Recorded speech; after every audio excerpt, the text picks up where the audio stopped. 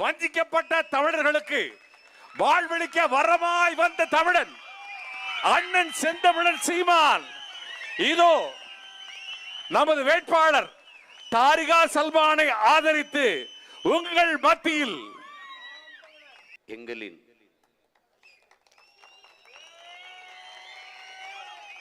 உயிரோடும் உணர்வோடும் கலந்து வாழுகின்ற அன்பு உறவுகள் அனைவருக்கும் வணக்கம். இங்கே உலகெங்கிலும் பல்வேறு மாறுதல்களை அந்தந்த இனங்களில் தோன்றிய புரட்சியாளர்கள் புரட்சிகர அரசியலை முன்னெடுத்து மாபெரும் மாற்றத்தை உருவாக்கியிருக்கிறார்கள். அடிமைப்பட்டு கிடந்த தன் அன்னை நிலத்தை விடுவிக்க ஆயிரம் ஆண்டுகள் நாம் அடிமையாக வாழ்வதை விட சுதந்திரமாக சாவது மேலானது என்ற முழக்கத்தை முன்வைத்து ஒரு மகத்தான மக்கள் புரட்சியை முன்னெடுத்து வியட்நாமை விடுதலை செய்தார் ஹோசிமின்.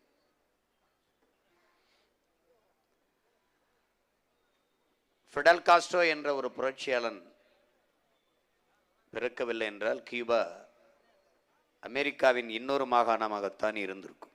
அவன்தான் தொடக்கத்தில் எதையும் வீண் முயற்சி என்பார்கள், வென்றுவிட்டால் விடாமுயற்சி என்பார்கள். தடம் பார்த்து நடப்பவன் மனிதன், தடம் பதித்து நடப்பவன் மாமனிதன் என்ற முழக்கத்தை முன்வைத்தான். வரலாறு என்னை விடுதலை செய்யும் என்ற கோட்பாட்டை கொண்டு தன் தாயகத்தை விடுவித்து சுதந்திர பூமியாக்கினான். அடிமைப்பட்டு கிடந்த கருப்பின மக்களின் சுதந்திரத்திற்காக நெல்சன் மண்டேலா போராடி 27 ஆண்டுகள் தனிமை கொடுஞ்சிறையில் இருந்து வாடி பிறகு அதே நாட்டின் அதிபராக இருந்து ஆட்சி செய்தார். தாழ்த்தி வீழ்த்தி வைக்கப்பட்ட மக்களை கோயில்களில் ஆடுகளைத்தான் பலியிடுவார்களை ஒழிய சிங்கங்களை அல்ல.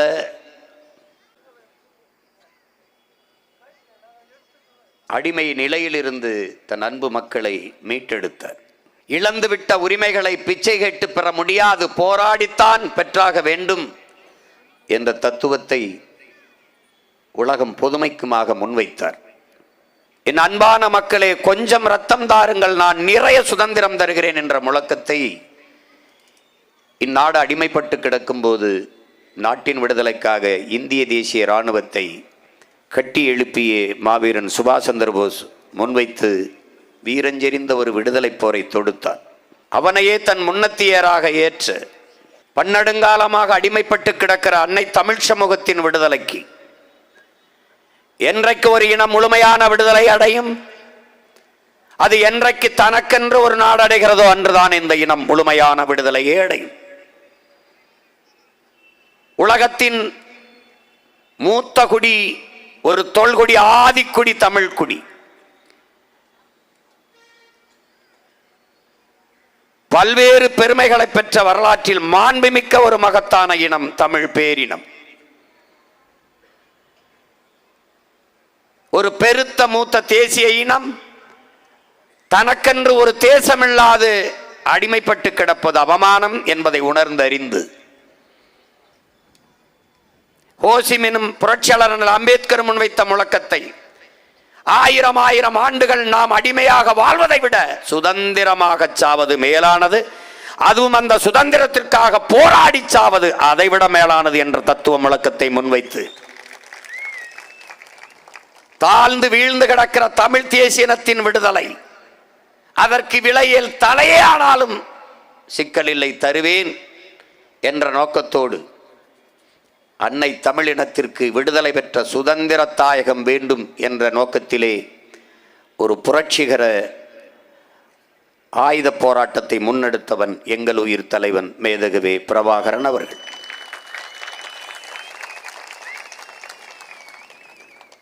ஆமென். அன்பு சொந்தங்களே, நாம் அடிமைகள். நான் அடிமை, நீங்கள் அடிமை, நாம் அடிமைகள். நமக்கென்ற அரசியலோ அதிகாரமோ அற்ற நிலையில் அன்னை தமிழினத்திலே அடிமைப்படுத்தப்பட்ட மக்கள். நமக்கென்று ஒரு உரிமையும் இல்லை, ஒன்றுமில்லை. படிக்க கல்வி இல்லை, படித்தால் வேலை இல்லை, ஒன்றுமில்லை. உங்கள் மொழி இருக்கிறதா உங்களிடம்? இல்லை. உங்கள் வரலாறு உங்களிடத்தில் இருக்கிறதா? இல்லை. உங்கள் வழிபாடு அதிலே உங்கள் மொழி இருக்கிறதா? இல்லை. தமிழ் படித்தால் வேலை கிடைக்குமா, சோறு கிடைக்குமா என்ற இழிநிலையில் என் மக்கள். அடுத்தவன் மொழி ஆங்கிலம் அறிவு என்று அழைகிற ஒரு மக்கள்.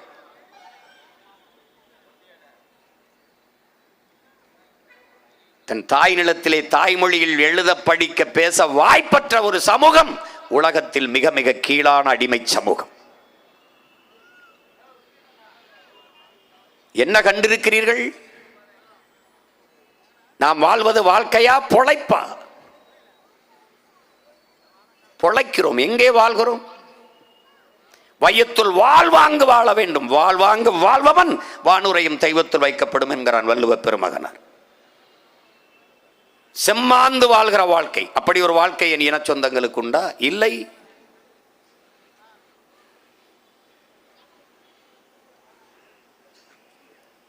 அநீதிகளால் கட்டமைக்கப்பட்ட ஒரு சமூகமாக இது மாறி நிற்கிறது. புரட்சியாளர் லெனினிடத்தில் கேட்கிறார்கள், புரட்சி என்பது என்ன? புரட்சி என்பது ஒரு தனி மனிதனின் கட்டளைக்கு பயந்து வருவதல்ல. அது வரலாற்றின் போக்கிலே முதிர்ச்சி அடைந்து அகப்புற சூழலின் அழுத்தத்திலே பிரசவிக்கப்படுகிற ஒன்று.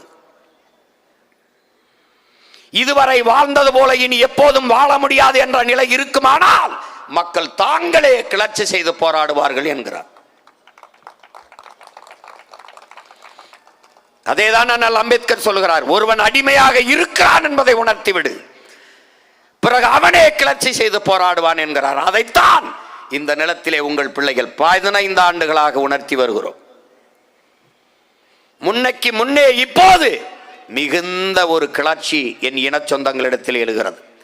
தங்களுக்கான பிரச்சனைக்கேனும் தெருவில் வந்து நின்று போராடுகிறார்கள். மருத்துவர்கள், செவிலியர்கள், ஆசிரியர்கள், மீனவர்கள், மாணவர்கள், உழவர்குடி எல்லோரும் வீதிக்கு வருகிறார்கள். ஆங்காங்கே ஆங்காங்கே சிறிய சிறிய நெருப்பு துண்டுகளாக கிடக்கிற என் இன சொந்தங்கள் ஒரு நாள் ஒன்றிணைந்து எழுந்தால் பெரு நெருப்பாக பற்றி எரிவார்கள். அதுதான் புரட்சி தீ. என் அன்பு சொந்தங்களே, கட்சி ஆட்சிகளால் இந்த நாட்டில் இருக்கிற தீமைகளை அகற்ற முடியாது. புரட்சி ஒன்றால் தான் எல்லாவற்றையும் புரட்டி போட முடியும். இந்த நாட்டின் விடுதலைக்காக இளம் வயதிலே தூக்கு கயிற்றை முத்தமிட்ட புரட்சியாளன் பகத்சிங். புரட்சி என்றால் என்ன பகத்சிங்? அது ரத்தம் சிந்தும் வன்முறையாகத்தான் இருக்க வேண்டும் என்பது இல்லை. அது துப்பாக்கி தோட்டாக்களை தொழுவதும் இல்லை. புரட்சியிலே தனிநபர்கள் வஞ்சம் தீர்த்துக் கொள்ள வாய்ப்பில்லை. பிறகு எதுதான் புரட்சி? வெளிப்படையாகவே அநீதிகளால் கட்டமைக்கப்பட்ட சமூகத்தை தகர்த்து முற்றுமுழுதாக புதிய ஒரு சமூகம் படைப்பதுதான் புரட்சி என்கிறார். அப்படி என் சமூகம் வெளிப்படையாகவே அநீதிகளால் கட்டமைக்கப்பட்டது. அவன்தான் முன்வைத்தான். என் அன்பு சொந்தங்களே, என் அருமை தம்பி தங்கைகளே, அடிமை இந்தியாவிலே பாலுக்கலாத குழந்தை, கல்விக்காத மாணவன், வேலை கலையாத இளைஞன் என்கிற முழக்கத்தை முன்வைத்தான். விடுதலை பெற்று 80 ஆண்டுகளான பின்னும் இன்னும் அந்த முழக்கத்திற்கான தேவை அப்படியே இருக்கிறது என்றால் அரை அங்குல வளர்ச்சியை கூட தொடவில்லை. இந்த வளர்ச்சி என்பது என்ன? நாம் கண்டிருக்கிற வளர்ச்சி என்னது? என்ன என் உடன் பிறந்தவனே, என்ன?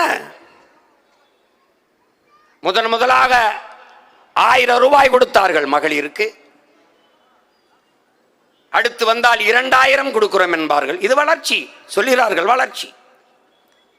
வாக்குக்கு 500 கொடுத்தார்கள், இப்போது 1000 கொடுக்கிறோம் என்கிறார்கள். வளர்ச்சி, டெவலப்.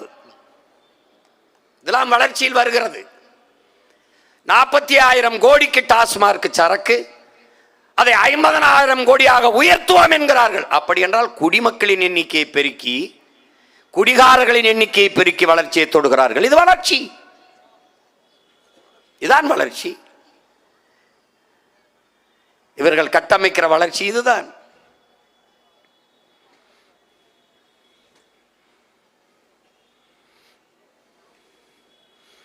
மாக்காய கத்தோழர்கள் பாடுவார்கள், என் அன்பு சொந்தங்களே, எங்க நாடு ஆகுது வல்லரசு அமெரிக்கா போல, எங்க நாடு ஆகுது வல்லரசு. அன்னைக்கு கலைஞர் அரிசி 2 ரூபா, எங்க நாடு வல்லரசு. விடிஞ்சா கக்குசுக்கு 4 ரூபா, எங்க நாடு வல்லரசு. சதம் அடிச்சார் டெண்டுல்கர், எங்க நாடு வல்லரசு. படிச்ச டிகிரி எல்லாம் டீ மாஸ்டரு, எங்க நாடு வல்லரசு. வீராங்கன சானியா மிர்சா, வீராங்கன சானியா மிர்சா. விவசாயம் கிடக்குது தரிசா, எங்க நாடு வல்லரசு. வந்தே வந்தே மாதரம் ஏன் மாதரம், நொந்தே நொந்தே சாகுறோம், எங்க நாடு ஆகுது வல்லரசு அமெரிக்கா போல, எங்க நாடு ஆகுது வல்லரசு. அன்னைக்கு கலைஞர் அரிசி 2 ரூபா, அதுக்கப்புறம் அம்மா வந்தவொடனே 1 ரூபா. என்ன 2 ரூபாய்க்கு கூட வக்கற்று போயிட்டான் தமிழன். அப்புறம் 1 ரூபா கொடுத்தா தான் 1 கிலோ அரிசி வாங்கி சாப்பிட முடியும்னு நிலைக்கு வந்துட்டான். டெவலப்பில் வருது, இதெல்லாம் வளர்ச்சியில் வருது. அதுக்கப்புறம் வந்த ஆட்சியாளர்கள் அந்த 1 ரூபாயும் இல்லை, இலவசம். ஏன் 1 ரூபா, ஒத்த ரூபா காசுக்கு வக்கற்ற நிலையில் என் இன மக்களை வச்சதுதான் 60 ஆண்டு கால திராவிட ஆட்சியாளர்களின் வளர்ச்சி சாதனை.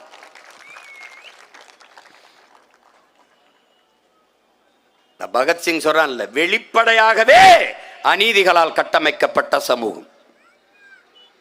அப்ப அந்த சமூகத்தை தகர்க்கணும், முற்றுமுழுதாக வேற சமூகம் படைக்கணும். அதனால்தான் உங்கள் பிள்ளைகள் சொல்கிறோம், என் அன்பு மக்களே, நாங்கள் கட்டிய கட்டடத்திற்கு வெள்ளையடிக்க வந்த சீர்திருத்தவாதிகள் அல்ல. ஜன்னல் பழுதாகிவிட்டது, கதவு பழுதாகிவிட்டது என்று அந்த பழுதை நீக்க வந்த பிள்ளைகள் அல்ல. அந்த கட்டடத்தை இடித்துவிட்டு புதிய கட்டடம் கட்ட வந்த புரட்சியாளர்கள். ஆள் மாற்றம், ஆட்சி மாற்றத்திற்கு வந்த அரசியல்வாதிகள் அல்ல, அடிப்படை அமைப்பு அரசியல் மாற்றத்திற்கு வந்த புரட்சியவாதிகள்.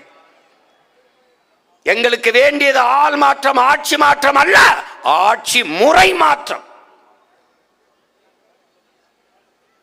அதனால்தான் மாற்றம் என்பது சொல்லல்ல, மாறுவோம் மாற்றுவோம், இது மாற்றத்திற்கான எளிய மக்களின் புரட்சி என்ற முழக்கத்தை முன்வைத்து இந்த தேர்தலை சந்திக்கிறோம். இங்கே வெளிப்படையாகவே அநீதிகள் என்னென்னவென்று நீங்கள் பாருங்களேன் அன்பு சொந்தங்களே. வெளிப்படையாகவே அநீதிகள்.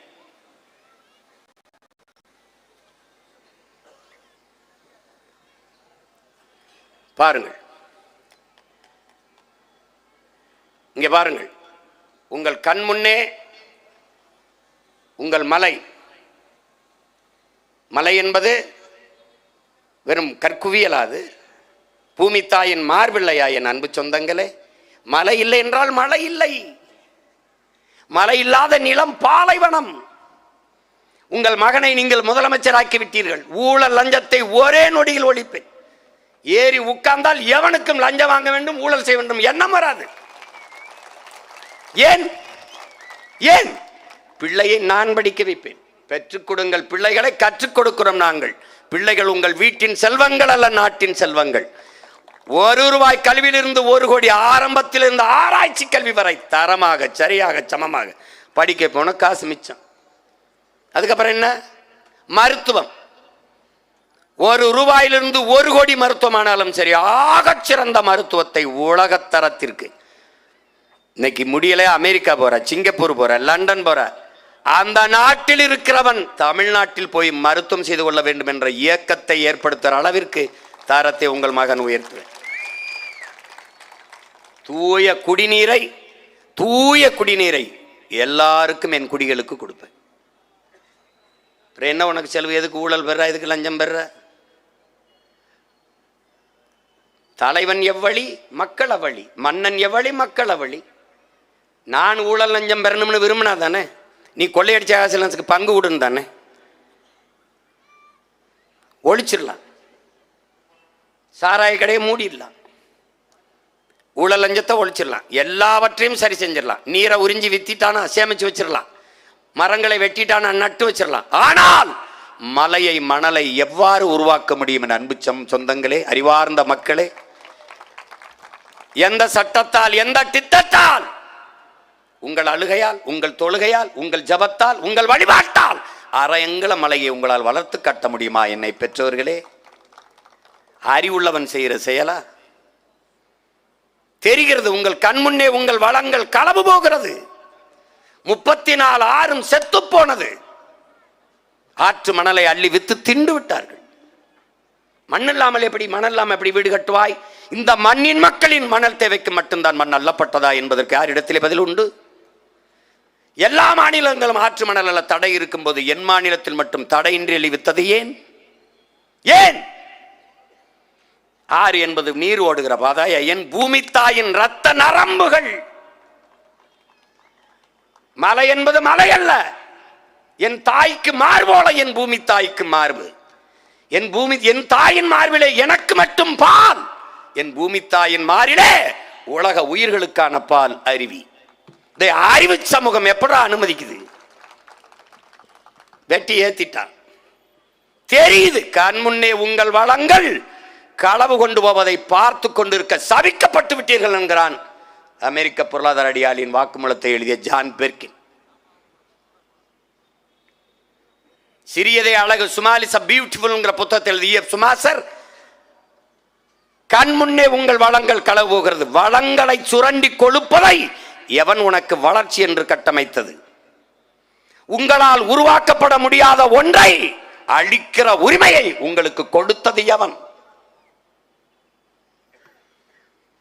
நீங்கள் உங்களுக்கு மட்டுமல்ல, பல பல பல ஆயிரம் ஆண்டுகள் தாண்டிய உங்கள் தலைமுறைக்கு துரோகம் செய்கிறீர்கள் என்கிறார். என் பாட்டை எனக்கு மாளிகை வைக்கல, வங்கி நிறைய பணம் வைக்கல, வாசலிலே மகிழ்வுந்து கார் வைக்கல, எதுவும் வைக்கல. ஆனால் ஆறை ஆறாக வைத்தான், மலையை மலையாக வைத்தான், ஏரியை ஏரியாக வைத்தான், குளத்தை குளமாக வைத்தான், காட்டை காடாக வைத்தான். இதெல்லாம் இருந்தால் நாடு, இல்லையால் அது சுடுகாடு. மணி நீரும் மண்ணும் மலையும் அணிநிழல் காடு முடையதாரன் என்று எனது மூதாதை வள்ளுவ பெருமகனார் பல ஆயிரம் ஆண்டுகளுக்கு முன்பு பாடி வைத்திருக்கிறான் என்றால் அறிவு சமூகம் இதெல்லாம் கற்றதா என்ன? கொடுமை பாருங்கள். கற்பனையில் ஒன்றும் சொல்லலை, பார்த்துக்கிட்டே இரு, ஒன்னொன்னையும் பாரு. 6 வயசு குழந்தையை கற்பழிக்கிறான், 60 வயசு மூதாட்டியை கற்பழிக்கிறான். இதான் நான் சொன்ன ஜான் பெர்கின். கண்ணு முன்னாடி அவன் வளம் போகுது, தெரியுது, கண்ணுக்கு தெரிய வெளிப்படையாகவே. இந்த பாரு, இங்கே பாரு, அநீதியை பாரு. காலுக்கு போடுற செருப்பு எங்கே இருக்கு? குளிரூட்டப்பட்ட கண்ணாடி அறையில் இருக்கு. காய்கறி எங்கே இருக்கு பாரு? தெருவில் கிடக்குது. இப்போ நான் என்ன சொல்கிறேன், உங்கள் பிள்ளை தெருவில் கிடக்கிறது கண்ணாடி அறைக்கு போகணும். இதுக்கு பேர் என்ன? தலைகீழ் மாற்றம். புரட்சி என்பது என்ன? என் உடன் பிறந்தானே, ஒரு தலைகீழ் மாற்றம். சக்கரம் போல, கால சக்கரம் போல, மேலே இருக்கிறது கீழே வரும், கீழே இருக்கிறது மேலே போகும். இன்னைக்கு வீதியில் நின்று கத்திக்கொண்டிருக்கிற உங்கள் பிள்ளைகள் ஒரு நாள் அதிகாரத்திற்கு வருவோம், அதிகாரத்தில் இருக்க ஒருவன் ஒரு நாள் வீதியில் வந்து கத்துவான். இதுதான் தலைகீழ் மாற்றம். புரட்சி என்பது ஒரு தலைகீழ் மாற்றம். இந்த மார்க்ஸ் சொல்றான்ல, மாற்றம் என்ற சொல்லை தவிர மற்ற அனைத்தும் மாறிவிடும். மாற்றம் என்பது ஒரு மானுட தத்துவம். மாறும். என்னைக்காவது யோசிச்சிருக்கியா? இந்த செருப்பை போய் வாங்குவேன், செருப்பு 500 ரூபாய் என்றால் நீ 5 ரூபாய் குறைக்க முடியுமா? பேசி குறைச்சிருவியா? கேட்க மாட்டேன். ஏன்னா அதில் போட்டிருப்பான், ஒட்டியிருப்பான். அவன் சொன்ன விலையை கொடுத்து அப்படியே வாங்கிட்டு வருவேன். செருப்பை போட்டுக்கிட்டு நேர கீழே இறங்கி வருவா. தெருவில் காய்கறி வித்துக்கிட்டு இருக்கேன் எங்கள் ஆத்தா. அது கிலோ 10 ரூபாய்ப்பான்னு சொல்லும். நீ 10 ரூபா கொடுத்து உன் மனச்சான்ற சொட்டு சொல்லு, 10 ரூபா எடுத்து வாங்கியிருக்கியான்னு. கீரை 5 ரூபாய்னா வாங்குவியா? பார்த்து கொடுமா. அதில் போய் 50 காசு 1 ரூபாயை பேரம் பேசி குறைப்பா. இதாண்டா இந்த மனித பதர்கள் பண்ணுறது. கால் செருப்பை என்ன காசு கொடுக்குற சொல்கிறானோ அப்படியே வாங்கிட்டு வருவான். இந்த அத்தியாவசிய உயிர் தேவையாக இருக்க உணவு தேவைக்கு வெம்பாடு விட்டு உலைய வச்சு விவசாயம் உழைச்சி விவசாயம் பண்ணி கொடுக்குறான்ல, அந்த வேளாண்குடி மாவட்டம் உழைப்பண்ணி அவமதிப்பேன். அங்கே போய் தக்காளி 50 ரூபா கிலோன்னா இல்லை அவ்வளோ ஒரு 45 ரூபாய் கொடுனா 5 ரூபாய் குறைக்கிறத சாதிச்சிருவாடி. அப்படி சாதிச்சதா வருவேன். இதை மாற்றணும்னு நினைக்கிறேன். உன் மகன் தான் தலைகீழ் மாற்றம். நீ செருப்புக்கு பேரம் பேசு, இங்க வந்து பருப்புக்கு பேசாத. கொள்ற விலையை வாங்கிட்டு போ. அடுத்து பாரு பாரு பாரு பாரு, நிறைந்த மதுபோதை விரட்டி விரட்டி தெருவில் வெட்டுறான். எது? சட்டம் ஒழுங்கு.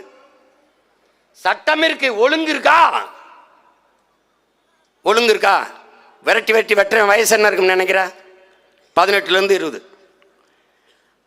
ஒரு மனிதன் சக மனிதனை வெட்டிக் கொள்வது கலாச்சாரமா மாறினால் எவ்வளவு பெரிய குற்றச்சமூகமா மாறிடுச்சுன்னு பார்த்து. இவன் ஓடுறவனெல்லாம் படிச்சு பார்த்தீங்கன்னா ஒன்று கஞ்சால இருப்பான், இல்லைன்னா விஸ்கி பிராண்டி குடிச்சிருப்பான். திறப்போதையில் இருப்பான், இல்லை திரவ போதையில் இருப்பான். எப்படி?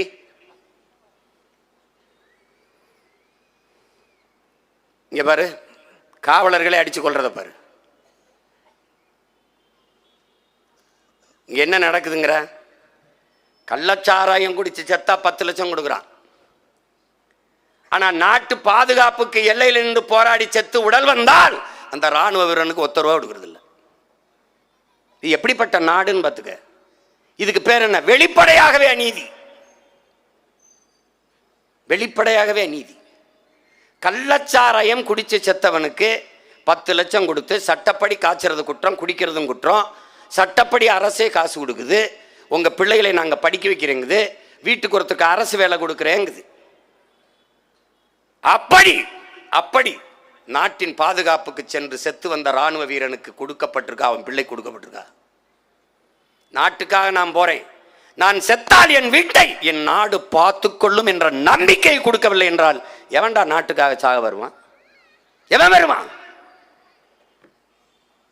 பாரு, இங்க பாரு, கண்ணு முன்னாடி உன் மணல் வளம் கொள்ளை போயிட்டு இருக்கு. நீர் நஞ்சாகுது, நிலம் நஞ்சாகுது. பாரு எப்படி எடுத்திருக்கான் பாரு. அந்த நீரின் தன்மையை பாரு எப்படி இருக்கு பாரு. இங்க பாரு, பூரா நச்சு ஆலைகள், பூமி எங்கும் நச்சு ஆலைகள். காற்று என்ன ஆகுது? நஞ்சாகுது. பருவநிலை மாறுது, பருவநிலை மாறுதுங்கிறிய யார் மாற்றுறது? இவன் தான். அந்த வளிமண்டலத்தை, அந்த காற்று படலத்தை போய் இவன் என்ன பண்றான்? நாசமாக்கிறான். பாரு, இங்க பாரு, நல்ல கவனி. விளைய வச்சு, வெம்பாடுபட்டு நெல்லை விளைய வச்சு அவங்க கொண்டு நீ வந்து கொள்முதல் செஞ்சு ஒரு சேமிப்பு கிடங்களை வைக்க துப்பு இல்லை. ஒரு மாவட்ட தலைநகர், ஒன்றிய தலைநகரில் இந்த மாதிரி ஒரு தகர சீட்டை போட்டு ஒரு சேமிப்பு கிடங்கை கட்டி வைக்க முடியாதா? ஒரு உழவர் குடியோனுடைய வேளாண் குடிமகனின் உழைப்பு எவ்வளவு உதாசீனப்படுத்தப்படுது, எவ்வளவு அவமதிக்கப்படுதுன்னு பாரு. தெருவில் எப்படி முளைச்சு கிடக்கு பாரு. ஆனால் டாஸ்மார்க் சரக்கு குளிரூட்டப்பட்ட அறையிலே காவல்துறையோட சிசிடிவி கண்காணிப்பு கருவியோடு காவல்துறை பாதுகாப்போடு இருக்கின்றால் இந்த சமூகம் எதை நோக்கிடா பாரு, எதை நோக்கி போகுது பாரு. எப்படி இதை சரி செய்வ? இதை பார்த்தவன எந்த வேளாண் குடிமகன் மனசு நிம்மதியா இருக்கும்னு நினைக்கிற? உலக உயிர்களின் உயிர் தேவையில்லையா இந்த உணவு? இப்படி வீதியில போட்டு முளைக்க வைக்கிறவன் மனச்சான்று இருக்கிற ஆட்சியாளன் தானா? சொல்லு. இப்படி மனச்சான்று உள்ள ஆட்சியாளர்கள் தானே இவங்க? இது நான் ஒரு சின்ன துளி காட்சி தான் காட்டுறேன். சொல்லு. சமாதி எத்தனை கோடிக்கு கட்டின? மாவட்ட தலைநகரில் சேமிப்பு கிடங்க என்ன பெரிய மாளிகை கட்ட போறியா? தகர சீட்டை போட்டு உள்ள ஒரு பாதுகாப்பாக வைக்க தெரியாதா? வைக்க தெரியாதா? பாரு.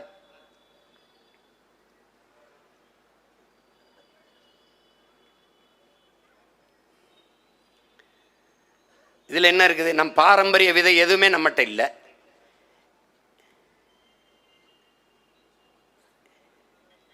விளைநிலங்கள் எல்லாம் தொழிற்சாலைக்கு பறிக்கப்படுது. சிப்காடு தொழிற்சாலை 2000 ஏக்கர் 3000 ஏக்கர்னு. நான் ஒன்று கேட்குறேன், அந்த தொழிற்சாலையில் என்ன தயாரிக்கப்படுது? தொழிற்சாலை முதலாளி யாரு? அந்த தொழிற்சாலையில் வேலையெல்லாம் உன் நாட்டு இளைஞனுக்கு தான் கிடைக்குதா? தமிழ்நாட்டு இளைஞனுக்கே கிடைக்குதா? 2000 ஏக்கர் 3000 ஏக்கரை பறிக்கிற, அதிலிருந்து வர நச்சு கழிவுகளை என் நிலத்திலே, என் ஆற்றிலே, என் குளத்திலே விடுற. அங்கே என்ன தயாரிக்கப்படுது? பாலித்தீன், பிளாஸ்டிக், இதுதான் தயாரிக்கப்படுது. அது என்ன தயாரிக்கப்படுது? யார் போய் உள்ள பார்த்தது? தொழிற்சாலை வந்துருச்சு. தொழிற்சாலைக்கு என்ன வருது? வேலை வருது. வேலைக்கு என்ன கிடைக்குது? சம்பளம். சம்பளத்தை வச்சு என்ன செய்வா? சாப்பிடுவ. சாப்பாடு எங்க இருந்து வரும்? எந்த தொழிற்சாலை அரிசி பருப்பை உற்பத்தி செய்யும்? அது நிலத்திலிருந்து தானே வர வேண்டும். இந்த முதலாளிகளுக்கு தமிழ்நாட்டு இளைஞனுக்கு வேலை கொடுக்க வேண்டும் என்ற தேவை என்ன? இங்கே மனித உழைப்பு மலிவாக கிடைக்கிறது. உழைப்பை சுரண்டி சுரண்டி உற்பத்தியை பெருக்கி பெருக்கி லாபத்தை கொண்டு போகிற அந்த நாடு வாழும் வளருமா? வெறும் சம்பளத்தை வாங்கி சாப்பிடுற என் நாடு வாழ வளருமா என்பதை அறிவார்ந்த சமூகம் சிந்திச்சு பார்க்கணும். என் அன்பு சொந்தங்கள் எண்ணி பார்க்கணும். எதை வளர்ச்சின்னு கட்டமைக்கிற? நாடெங்கிலும் தொழிற்சாலை, நச்சு கழிவுகள், நச்சு புகைகள். அந்த ஆலைகளிலிருந்து வர்ற கழிவு நிலத்தடி நீரை நஞ்சாக்குது, காற்றை நஞ்சாக்குது. அப்புறம் நீர் நஞ்சாயி, காற்று நஞ்சாயி, நிலம் நஞ்சானால் உணவு நஞ்சாகும். நீர் நஞ்சாயி, சுவாச நஞ்சாச்சுன்னா மனிதன் எப்படி வாழ்வது? 100 மரணம் எண்ணிப்பார். 95க்கு மேல புற்று. புற்று ஆங்காங்கே அங்கொன்றும் இங்கொன்றுமா நாங்க புற்றுநோயை கேள்விப்பட்டோம். நான் படிக்கும் போதெல்லாம் பணக்காரர்களின் நோய் எதென்று ஒரு மதிப்பெண்ணுக்கு கேள்வி. சர்க்கரை நோய் என்று எழுதுவோம்.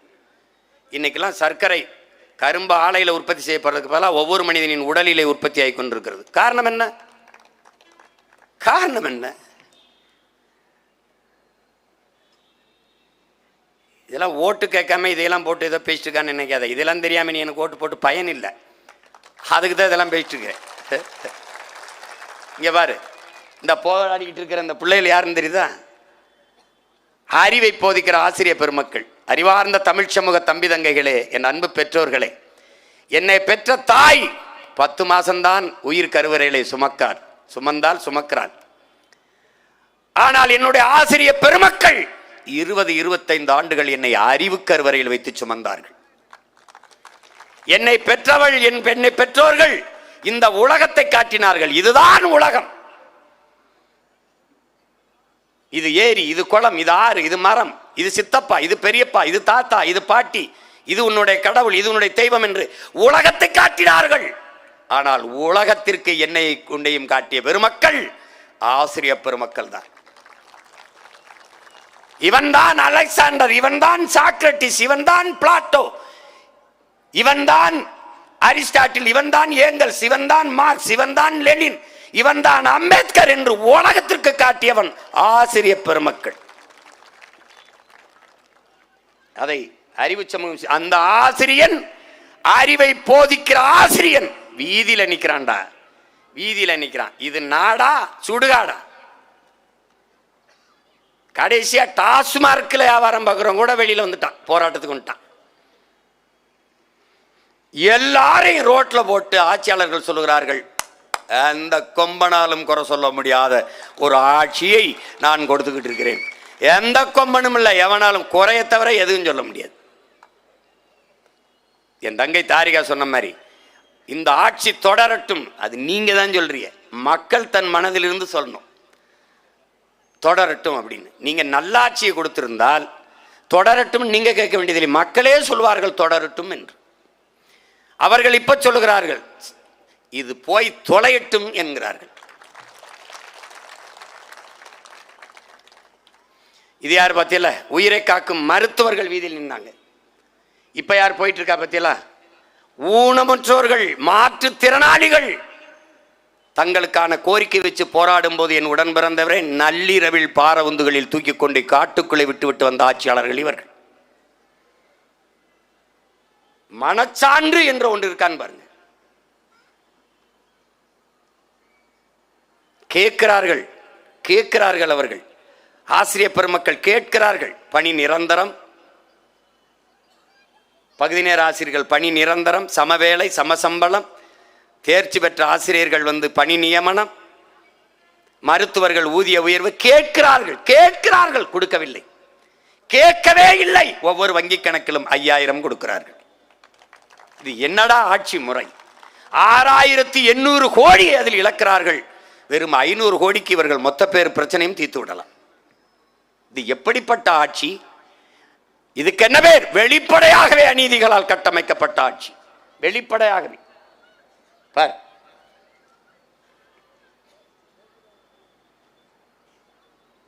இது எப்படிப்பட்ட பார்வையற்றோர் எழுதி படிக்கிற தாள் இருக்குல்ல, அதுக்கு வரி போட்டது சரக்கு மற்றும் சேவை வரி.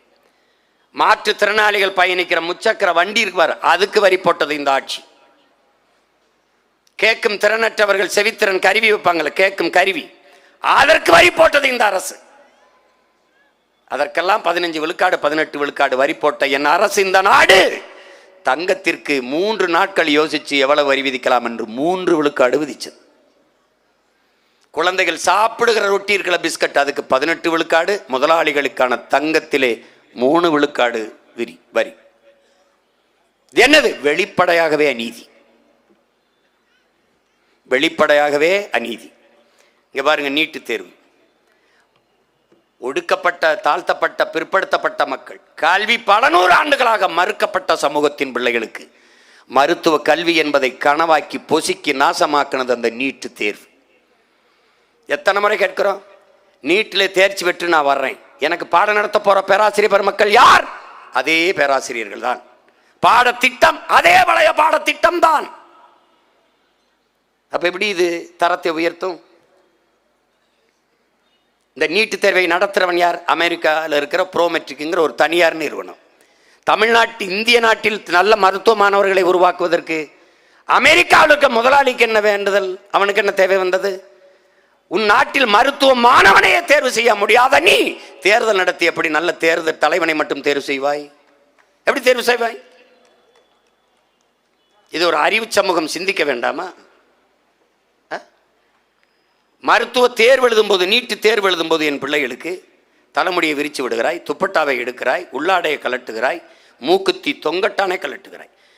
அறிவார்ந்த என் அன்பு சொந்தங்களே, அண்ணன் தம்பி தங்கைகளே, ஒரு மூக்குத்தி எவ்வளவு அளவு இருக்கும், அதுக்குள்ள பிட்டை கொண்டு போயிட முடியும்னு சொல்றேன். என் நாடு தோடுக்குள்ள பிட்டை கொண்டு போய் பார்த்து எழுதிட முடியும்னு நம்புங்கன்னு சொல்லி கலட்டுற என் நாடு இந்த வாக்கு பெட்டிக்குள் ஒன்றுமே செய்ய முடியாது நம்புங்களே என்று சொல்லுது. எப்படி? இது ஒரு பதறி சமூகமடா, இது ஒரு கொடுமடா. இது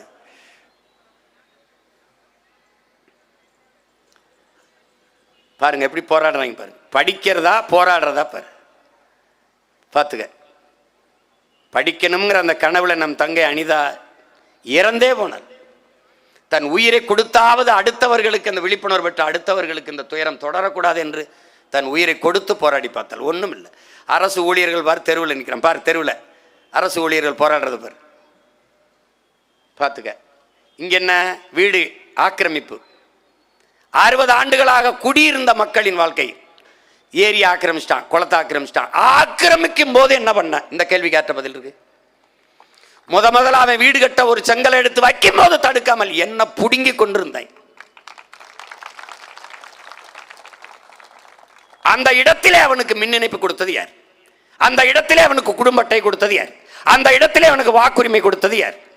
அந்த இடத்திலே எரிகாற்று இணைப்பு கொடுத்தது யார்? அந்த இடத்திலே குடிநீர் இணைப்பு கொடுத்தது யார்? அந்த இடத்திலே காவா வெட்டினவன், சாலை போட்டவன் யார்? இதே ஆட்சியாளர்கள் தான். அப்ப 60 ஆண்டு 70 ஆண்டு கழிச்சு ஆக்கிரமிப்பு தெரியுது. அப்ப ஏரியை ஆக்கிரமித்தது ஆக்கிரமிப்பு என்றால் கடற்கரையை ஆக்கிரமித்து 4 கல்லறை கட்டியிருக்கிறது ஆக்கிரமிப்பா இல்லையா? இப்ப இது ஆக்கிரமிப்பு என்று நீ இடிக்கிறாய். நாளை பிரபாகரன் மகன் வந்து கடற்கரை தான் எவனுக்கும் கல்லறை இல்லை என்று இடிப்பேன். இப்ப இது ஆக்கிரமிப்பு இடிச்சா அது ஆக்கிரமிப்பா இல்லையா? இல்லையா? இது 1/2 கிரவுண்டு, அது 2 ஏக்கர். எப்படி? பேர் என்ன? வெளிப்படையாகவே அநீதிகளால் கட்டமைக்கப்பட்ட சமூகமடா என் உடன் பிறந்தவனே.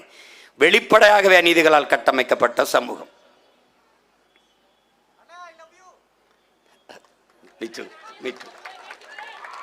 இங்க பாரு, காற்று நஞ்சாயிருச்சு, மீன் பிடிக்க போக முடியல நம்மளால. கடல் எப்படி? கடல் வண்ணத்தை பாரு, நேரத்தை பாரு. ஏன்? எல்லா ஆலை கழிவையும் உள்ளே விட்டு, கடல் இருந்தா உனக்கு எல்லாம் வந்துச்சு.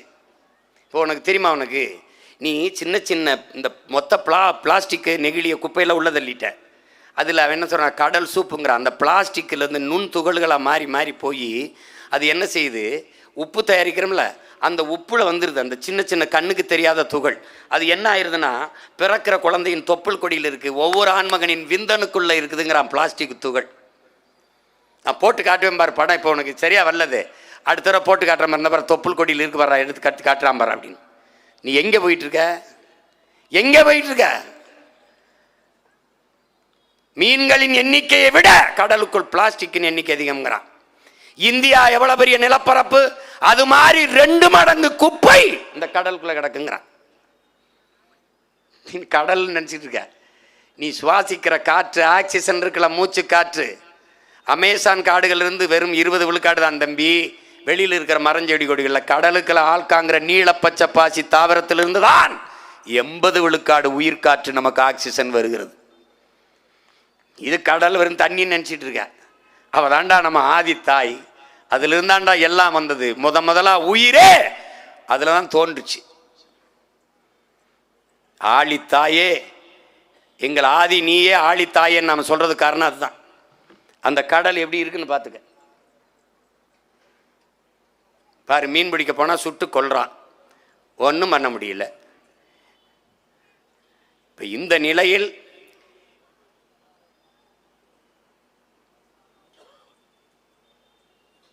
எல்லாவற்றையும் நம்ம மாற்றணும்னு உங்கள் பிள்ளைகள் துடிக்கிறோம்.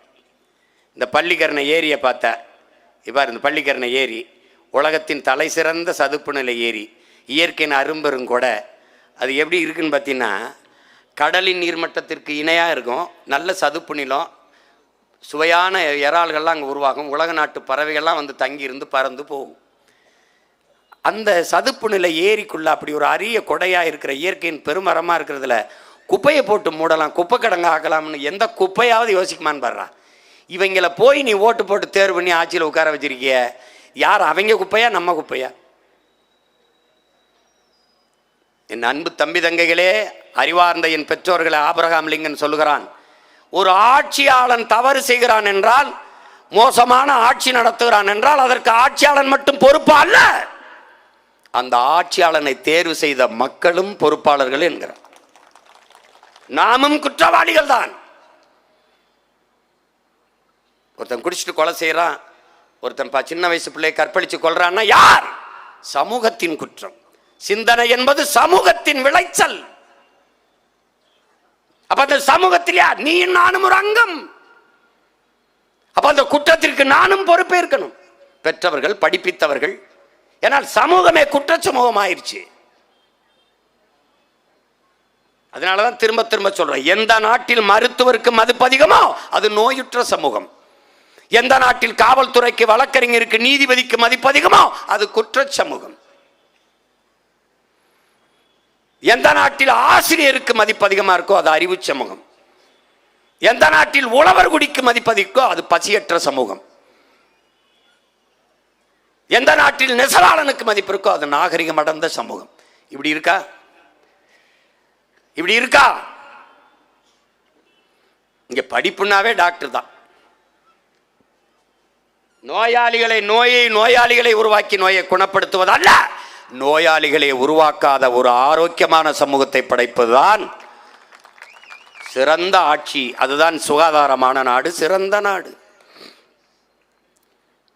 ஒரு அற்ப கொசுக்கிட்ட இருந்து உன்னை காப்பாற்ற முடியல சொல்லு. கொசு எங்கிருந்து உற்பத்தி ஆகுது, ஏன் உற்பத்தி ஆகுதுன்னு தெரியாத ஆளா நீ? நாடே குப்பை மேடாக்கிட்டு அப்புறம் கொசு கடிக்குதுன்னா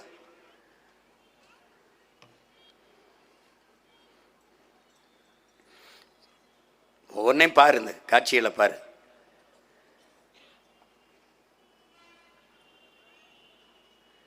இதெல்லாம் என்ன இருக்கு? ஒரு இடத்திலோட உன் தாய்மொழி இல்லை. உன் கண் முன்னே உன் தாய்மொழி செத்துக்கிட்டு இருக்கதை பாரு. பேச்சில் இல்லை, எழுத்தில் இல்லை. தமிழகத்தின் தமிழ் தெருவில் தமிழ், எங்கும் தமிழ், எதிலும் தமிழ்னா எங்கே தமிழ்னு கேட்கிற அளவு கொண்டு வந்துட்டான்.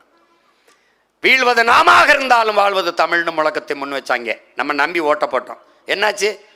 வீழ்வது தமிழாக இருந்தாலும் வாழ்வது நாமா இருக்கணும்ட்டான். அங்க பாரு, ஒவ்வொரு இதையும் பாரு. வேஸ்ட் பேப்பர் மாற்று, வேஸ்ட் பேப்பர் மாற்றுன்னு எழுதியிருக்கு. எழுத்து எதுல இருக்கு? தமிழ் எழுத்து. உச்சரிப்பது ஆங்கிலம். இது என்ன பேரு? தங்கிலீஷ், தமிங்கிலம். தெலுங்கர்கள் தமிழோடு சமஸ்கிருதம் கலந்து தெலுங்கு, கன்னடம், துளு, மலையாளம், தமிழோடு ஆங்கிலம் கலந்து நாம் தமிழர்கள், தமிங்கிலர்கள். தமிழர் கிடையாது. இது ஒரு புது இனம். இப்ப உங்க மகன் என்ன செய்யணும்? முற்றுமுழுதாக இதை தகர்த்து புதிய ஒரு சமூகம், தூய தமிழ் சமூகம் படைக்கணும். எங்கும் தமிழ், எதிலும் தமிழ். தமிழ் படிச்சா வேலை கிடைக்குமா? தமிழ் படித்தால் மட்டும்தான் தமிழ்நாட்டில் வேலை. இங்கிலீஷ் ஏன் படித்தாய்? வெளிநாட்டில் வேலை, கிளம்பு. இந்தி ஏன் படிக்கணும்? வடநாட்டில் வேலை, வட மாநிலத்தில் வேலை, கிளம்பிரு. என் தாய்மொழியில் கற்றவன் எவனோ அவனுக்கு என் தாய் நாட்டில் வேலையில் முன்னுரிமை. கொடுத்தது போக மிச்சம். அரசு பள்ளி கல்லூரியில் படித்தவன் எவனோ அவனுக்கே அரசு, தமிழ்நாட்டு அரசு வேலையில் முன்னுரிமை. நீ போட்டா போடு, போலேனா போ. ஆனால் இன்னும் ஒரு மகன் இது போல உனக்கு வருவான்னு நீ கனவுலையும் காணாத நீ. ஈராயிரம் ஆண்டுகளில் எவனும் காணாத போராயிரம் கண்ட பெருமகன், சீராயிரம் பாடியே வந்த செந்தமிழ் மரபினன், தேராயிரம் பூட்டியே திரு என்ற வந்த திருமகன் என் உயிர் தலைவன் மேதகவே பிரபாகரன். 2000 ஆண்டுகளில் இந்த இனத்திற்கு அப்படி ஒரு தலைவன் பிறக்கவே இல்லை, இனி பிறக்கப் போவதும் இல்லை. அவன் கையளித்த வரலாற்று கடமை உங்கள் பிள்ளைகள் எங்களிடத்திலே. அவன் சுமத்தி வைத்த விடுதலை சுமை உங்கள் பிள்ளைகளின் தோள்களிலே.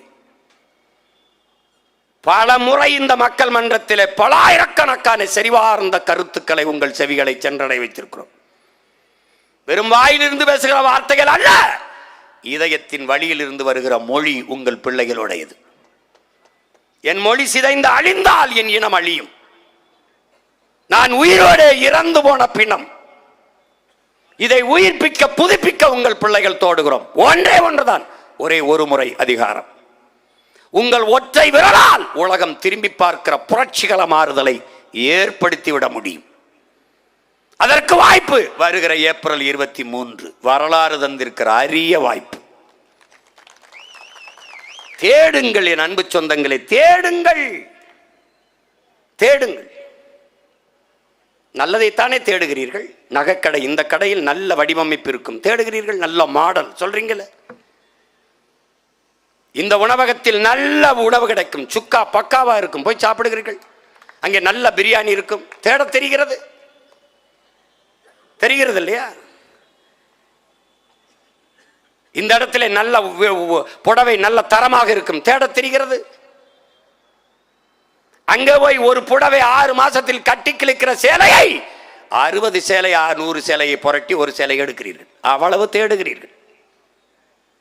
எல்லாவற்றிலும் தேடுகிற நீங்கள் 5 ஆண்டு கால உங்கள் எதிர்காலத்தை தீர்மானிக்கிற தலைவனை ஏன் தேடுவதில்லை? எதில் ஒன்றிலுமே புதியதை விரும்புகிற நீங்கள், அலைபேசியா நியூ மாடல், காரா புதுசு, செருப்பா புதுசு, எல்லாம் புதுசு. ஆனால் இந்த 60 ஆண்டுகளாக ஆதர பழசு. ரெட்டலா உதயசூரியா, ரெட்டலா உதயசூரி. உதயசூரியனுக்கு போட்டு அவங்க வீட்டில் விடியுது, நாட்டில் எங்க விடியுது? எங்க விடியுது?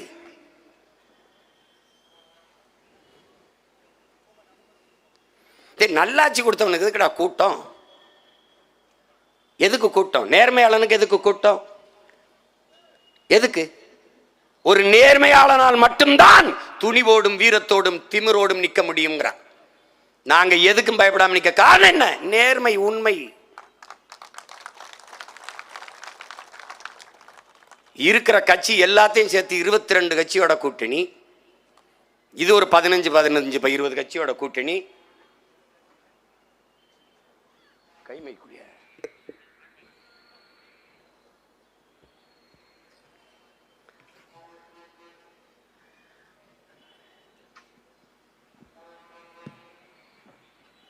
எத்தனை கட்சிகளை கூட்டணி? அதெல்லாம் பெரிய கூட்டணி நினைச்சுக்கிட்டு இருக்கீங்க. இந்த நாட்டிலே மிகப்பெரிய கூட்டணி வச்சிருக்கிற மகன் உங்கள் மகன் தான். 8 கோடி மக்களோடு கூட்டணி வச்சிருக்கிற மகன்.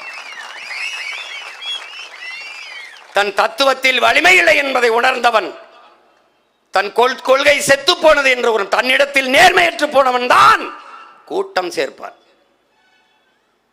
நீ வா, நீ வா, நீ வான்னு. கோடைதான் சண்டைக்கு போகும்போது ஆள் கூட்டிட்டு போவான். வீரன் எத்தனை பேர் வேணாலும் வாடா, தனிச்சு தான் நிற்பான். எங்கள் கோட்பாடு எத்தனை ஆயிரம் பேரையும் எதிர்த்து நில், எவனையும் எதிர்பார்த்து நிற்காதே. என் பயணம் என் கால்களை நம்பித்தான். நான் திருப்பதி போக வேண்டும் நினைக்கிறேன், அடுத்தவங்க அல்லவனா திருப்பத்தூர்ல விட்டு போயிடுவான். அதனால என் பயணம் என் கால்களை நம்பித்தான். ஏன்? என் சுவாச காற்று நான் சுவாதிப்பது, என் உணவை நானே எடுத்து உண்பது, அப்படி எங்கள் உரிமையை நாங்களே போராடி பெறுவது. நாய் வேட்டைக்கு போகும்போது 4 நாயோட போகலாம், புலி வேட்டைக்கு போகும்போது தனியாக தான் போகணும். அதுதான் புலிக்கு பெருமை. தன் தத்துவத்தை நம்பாதவர்கள் தலைவர்களை கட்சிகளை நம்புவார்கள். நாங்கள் பெருமை மிக்க தமிழர்கள் என்கிற இனத்தை நம்புகிறோம். நாங்கள் தலைவர்கள் அல்ல, அடுத்த தலைமுறை தம்பி தங்கைகளை நம்புகிறோம். அதை புரிஞ்சுக்கணும். அறிவார்ந்த தமிழ் சமூக தம்பி தங்கைகள், என்னருமை பெற்றோர்கள், உங்கள் பிள்ளைகள் எடுத்து வைக்கிற இந்த கருத்துக்களை கவனியுங்கள். எது சரியோ அதை தேர்வு செய்யுங்கள். எங்களுக்குத்தான் வாக்கு செலுத்த வேண்டும் என்று நாங்கள் கேட்கல. எது சரியா இருக்குமோ, யாரு கையில் நாடு இருந்தால், இந்த அதிகாரம் இருந்தால் மக்கள் பாதுகாப்பாக நல்வாழ்வு வாழ முடியும். கல்வி, கல்விக்கேற்ற வேலை, வேலைக்கேற்ற சம்பளம், அதை கொண்டு வாழ்கிற பெருமை மிக்க வாழ்வு யாரால் தர முடியும்? இந்த நாட்டின் முதல் குடிமகனுக்கு கிடைக்கிற, முதலமைச்சருக்கு, முதல் குடிமகன் பிரதம அமைச்சருக்கு கிடைக்கிற மருத்துவம் கடைகோடி மகனுக்கு எவனால் தர முடியும்? அதை கவனியுங்கள்.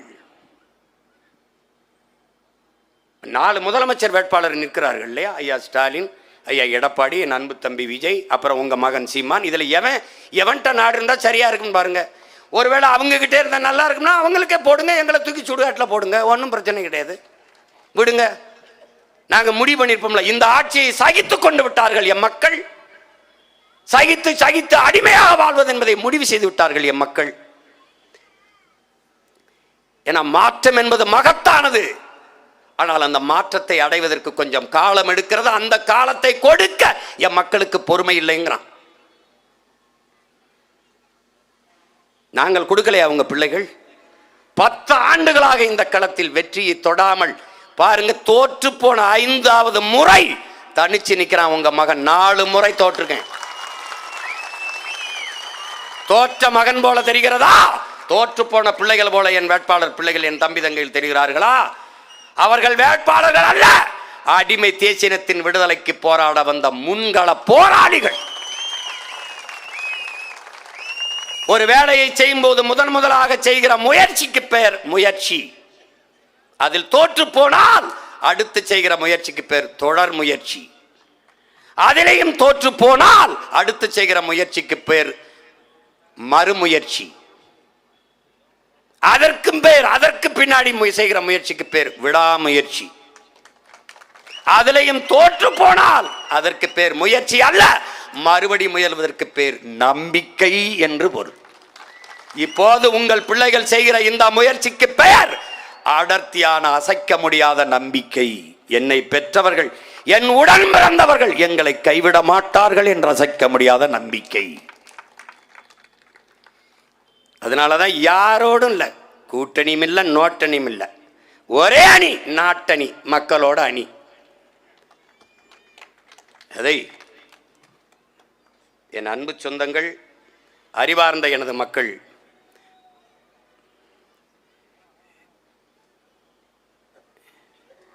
பாருங்க, ஆந்திர காட்டுக்குள்ள 20 பேரை சுட்டு போட்டான். ஒன்னும் ஒன்னால பண்ண முடியல.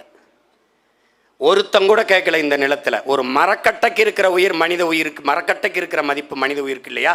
ஒரு மான தமிழின் உயிருக்கு இல்லையான்னு கேட்ட ஒரே மகன் உங்க மகன் தான். ஈழத்துல பாரு, நம்ம என்ன கேட்டோம்? எல்லாரையும் போல விடுதலை தான் கேட்டோம். சுதந்திர காற்றை சுவாசிக்க ஒரு உரிமை தான் கேட்டோம். என்னாச்சு? 1,70,000 பேரை கொண்டு குவிச்சான். ஒருத்தன் கேட்கல. இந்த நாட்டில் இன மக்கள் நீ ஏன் பார்க்கிற? சக மனித சாவு, அதை எப்படி சகித்து கொண்டு இந்த நாடு போச்சு? இந்த நிலத்தில் வேற எந்த மாநிலத்திலேயாவது அந்த மாநில மக்கள், அந்த இனத்தின் மக்களை கொல்ல அனுமதிச்சிருப்பானா? இந்த நாடு எப்படி இத்தனை கோடி தமிழர்கள் இந்த தன் இன மக்களை கண்முன்னே சாக விட்டது? கொன்னவனுக்கும் கூட நின்னுவனுக்குமே மறுபடி ஓட்ட போட்டு அதிகாரத்தை கொடுத்தா இது தன்மானம் உள்ள மானம் உள்ள சமூகம் தானா? இதுக்கு இன உணர்வு மான உணர்வுன்னு ஒன்று இருக்குதா? கொன்னவன் காங்கிரஸ் தெரியுது, கூட நின்னவன் திமுக தெரியுது, 2 பேர் கூட்டா வாரான். அவனுக்கே ஓட்ட போட்டு போட்டு நாட்டை கொடுக்குறிய, அப்போ உனக்கு மானம்னு ஒன்று இல்லை, செத்து போச்சுன்னு தானே அர்த்தம். அப்படிதானே அர்த்தம்? காவிரியில ஒரு சொட்டு தண்ணி தமிழ்நாட்டுக்கு தர முடியாதுன்னு கர்நாடக காங்கிரஸ் சொல்றானே. அப்ப நீ எல்லாரும் என்ன முடிவு பண்ணி இருக்கணும்? ஒரு ஓட்டு மானத்தமிழன் ஓட்டு காங்கிரஸுக்கு இல்லடா. அந்த முடிவை நீ எடுத்திருக்கணுமா இல்லையா? எடுத்திருக்குமா இல்லையா? எடுத்திருந்தால் திமுக பயப்படும்ல காங்கிரஸோட கூட்டணி வைக்க. அப்ப எப்படி தமிழன் மானங்கட்டவன் எல்லாவற்றையும் மறந்து விட்டு போட்டுருவான் ஓட்ட. அப்புறம் அந்த திமிர்ல தானே திருப்பி திருப்பி வரான். இப்ப எந்த உரிமையை உனக்கு பெற்றுக் கொடுக்க போறான்? எதுக்கு நிப்பான்? கச்சத்தீவு மீட்புக்கு நிப்பானா, இல்ல காவிரி நதிநீர் உரிமைக்கு, இல்ல முல்லை பேரியாற்றுக்கு, இல்ல எதற்காக நிப்பான்?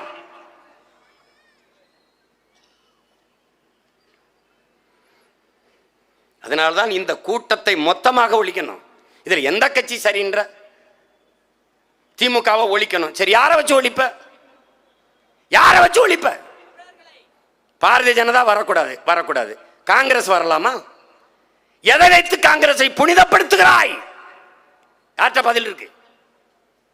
யார்கிட்ட இருக்கு? தமிழர்களுக்கு சம அளவு எதிரிகள் தான் இந்த 4 பேரும். எந்த இடத்துல இவன் சரின்னு சொல்லுவ? ஒன்னு சொல்லு, ஒன்னு சொல்லுங்க. அதனாலதான் உங்க பிள்ளைகள் நாங்கள் தனித்து நின்று போராடுகிறோம். அன்பு மக்களே, உங்களை நம்பித்தான். எங்கள் பெற்றோர்கள், எங்கள் உடன் பிறந்தவர்கள் மாற்றத்தை விரும்பும் என் மக்கள், நல்ல அரசியலும் நல்ல ஆட்சியும் அமைய வேண்டும், உருவாக வேண்டும் என்று துடிக்கிற என் மக்கள் எங்களை கைவிட மாட்டார்கள் என்று அசைக்க முடியாத நம்பிக்கையில் தான் தனித்து களத்திலே உங்கள் பிள்ளைகள் நிற்கிறோம். மொத்த கட்சி கூட்டணிய ஒத்த கட்சி எதிர்த்து நிற்கும். உங்க மொத்த கட்சி கூட்டணிய எங்க ஒத்த கட்சி மோதி வெல்லும். மொத்தத்துல வீர வேணும் சொடலமாடா.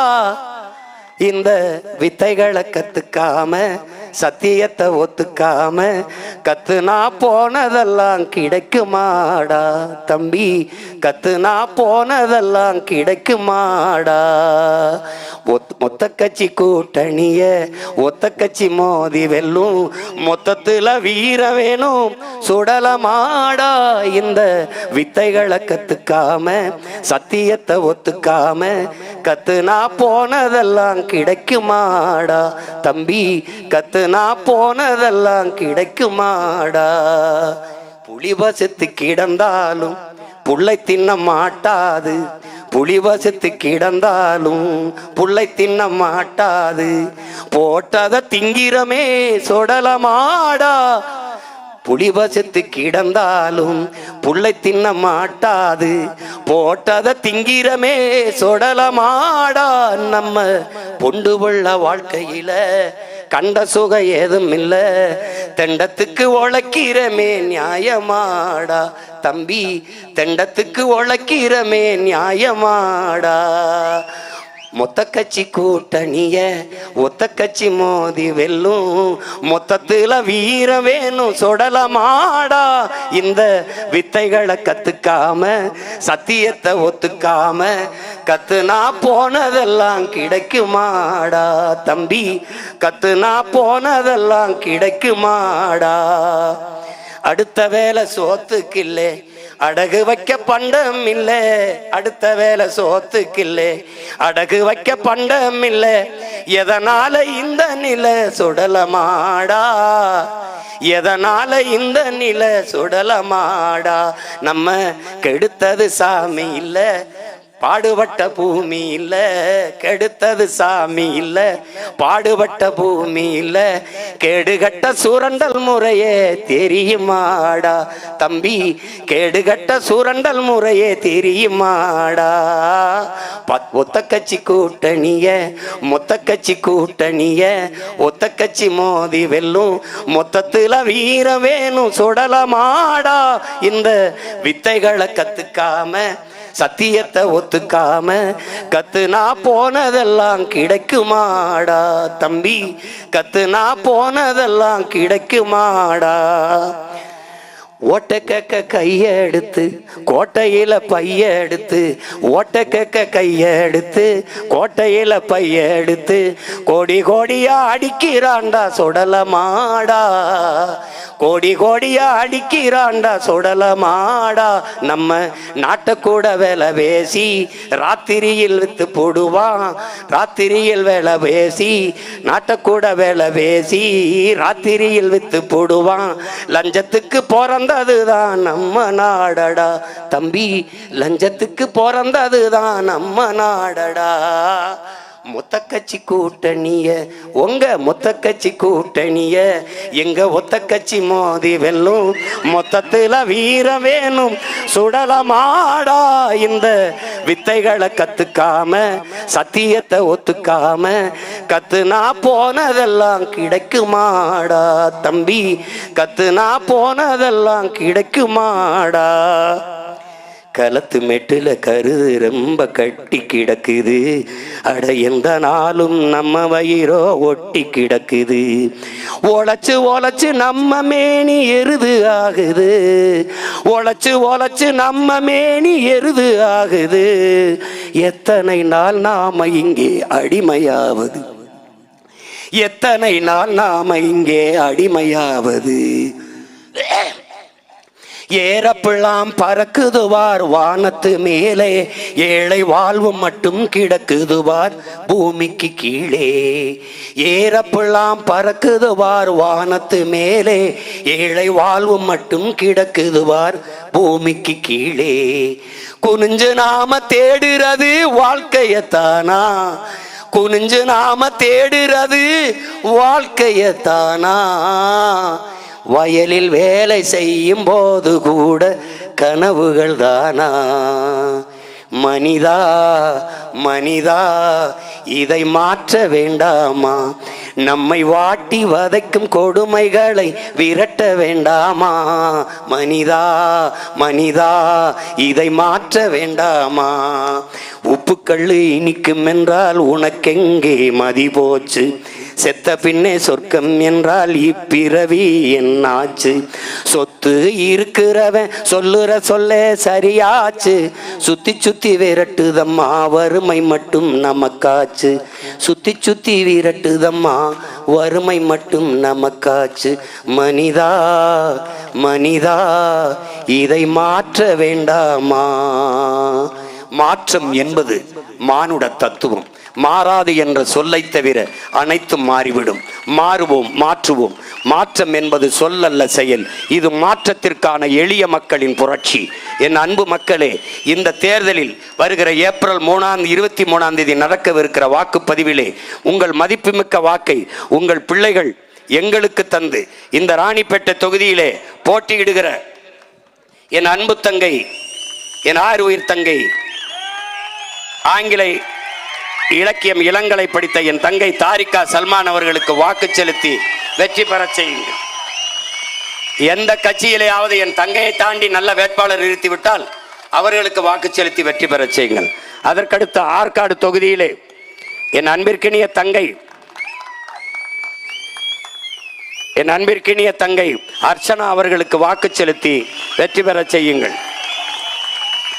அடுத்ததாக அரக்கோணம் தொகுதியிலே என் அன்பு தம்பி ராஜ்குமார் அவர்களுக்கு வாக்கு செலுத்தி வெற்றி பெற செய்யுங்கள்.